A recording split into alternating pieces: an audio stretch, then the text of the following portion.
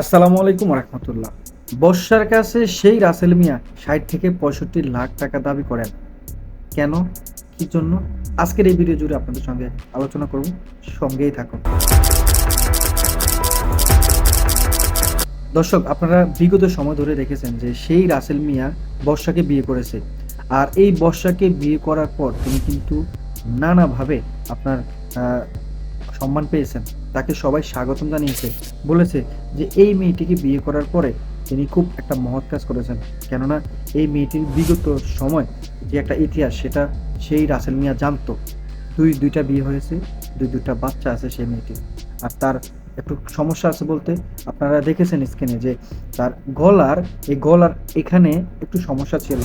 মানে যেটাকে বলা হয় যে ছোটবেলায় তার সাথে একটা দুর্ঘটনা ঘটে, সেই ঘটনার কারণে তার এগুলো আপনার দেখা যাচ্ছে অন্যরকম হয়ে যায় চামড়াগুলো। তো যাই হোক দর্শক, বিষয়টা সেই প্রসঙ্গ থেকে চলে গেছে একটা মহৎ কাজে। রাসেল মিয়া ভালো কাজ করেছে, সে বর্ষাকে বিয়ে করেছে, এটা নিয়ে বাহবা জানিয়েছে। শুধু এতটুকু বলতে চাই, আজকের দিনে এসে তিনি কি করেছেন? বর্ষার কাছ থেকে লাখ লাখ টাকা তিনি চাচ্ছেন। কি করবেন? এই টাকা দিয়ে তিনি সিনেমা নির্মাণ করবেন, সিনেমা তৈরি করবেন। এই জন্য তার টাকা প্রয়োজন। এতগুলো টাকা এই মেয়ে কোথায় পাবে? একজন গরিব অসহায় ঘরের মেয়ে বর্ষা, তাকে বিয়ে করা হয়েছে, সবাই বাহবা দিয়েছে। ওই যে বললাম, সবাই বাহবা দিয়েছে, গরিবের ঘরের মেয়ে বিয়ে করেছে। কিন্তু আজকের দিনে এসে তার উপরে বিভিন্নভাবে নির্যাতন, নানাবিনা আপনার অপমান, নানাবিনা অনেক সমস্যাই তার সাথে করা হয়েছে, অনেক কিছুই তার সাথে করা হয়েছে। দীর্ঘদিন ধরে ধৈর্য ধরে অপেক্ষা করে তিনি এসেছেন। কিন্তু যখন দেখতেছে যে না, ধৈর্যের বাঁধ ভেঙে গেছে, তখনই সোশ্যাল মিডিয়াতে শেয়ার হয়েছে এই সমস্ত কথাগুলো, এই সমস্ত ব্যাপারগুলো। অবশেষে তাকে আইনের আওতায় নেওয়া হয়েছে, তার নামে মামলা করা হয়েছে। বর্তমানে তিনি আপনার জেলে আছেন। তো আপনি যদি নিষ্পাপ হন, আপনি যদি ভালোই হন, তাহলে আপনার নামে কেন মিথ্যা গুজব ছড়াবে? আর আপনি যে লাখ লাখ টাকা দিয়ে যে আপনি যে ওই মেয়েটার কাছ থেকে যে আপনি টাকা চাচ্ছেন, হ্যাঁ, যে আপনি টাকা ছবি নির্মাণ করবেন, তো সেই মেয়েটা এতগুলো টাকা পাবে কোথায়? প্রশ্নটাকে সেই জায়গায় করেন। আর আপনি যে এত লাখ লাখ টাকা যদি আপনি ছবি বানাতে হয়, তাহলে আপনি নিজে উপার্জন করেন, নিজের টাকা দিয়ে নিজে আপনি ছবি নির্মাণ করেন। অন্যের টাকা দিয়ে কেন আপনি করবেন?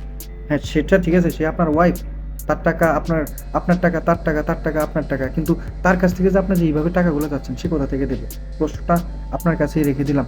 আপনি যাই চেয়েছেন, হয়তো দেখা যাচ্ছে সব নিউজ মিথ্যা হয় না, কিছু কিছু নিউজ সত্য হয়।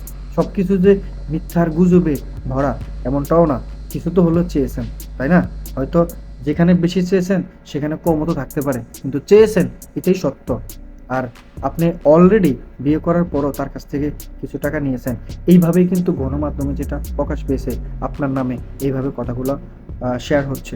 দর্শক, আসলে শুধু এতটুকু বলতে চাই, মাঝে মাঝে আমরা দেখি যে সেই রাসেল মিয়া তিনি পবিত্র গ্রন্থ সামনে রেখে দেখা যাচ্ছে হাউমাউ করে, কান্নাকাটি করে, মানে তিনি উপস্থাপন করেন যে আসলে তিনি সত্যটা প্রচার করার চেষ্টা করেন, যেন মানুষ তাকে বিশ্বাস করে।